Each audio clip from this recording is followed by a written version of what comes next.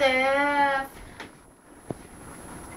ah, dumating kanina dito si Andrew. Ay, naku. Oh, dumating dito si Andrew. Tapos, tapos, dumating din si Justin. Maakit daw ng ligaw.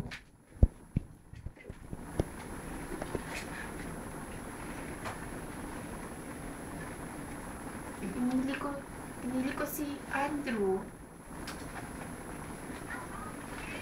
Anong bakit?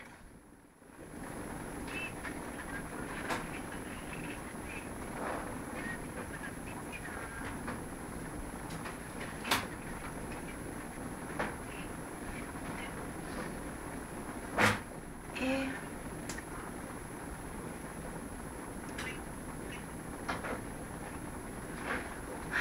friend, atin-atin lang to ah.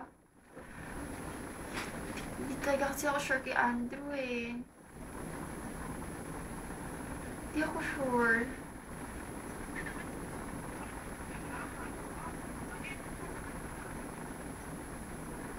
Ewan ko. Siguro, si Justin iba siya. Kahit wala siyang pera, wala siyang lahat. Ewan ko.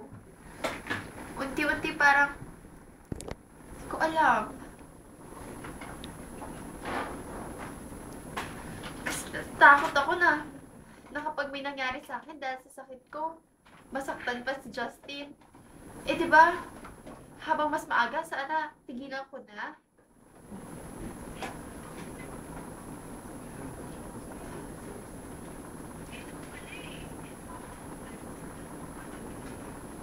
Ano ba? Huwag kang ganyan. Wait lang ha, tumatawag si Andrew. Sige na, bye-bye. Ay, nako, tumigil ka na, bye-bye, bye-bye.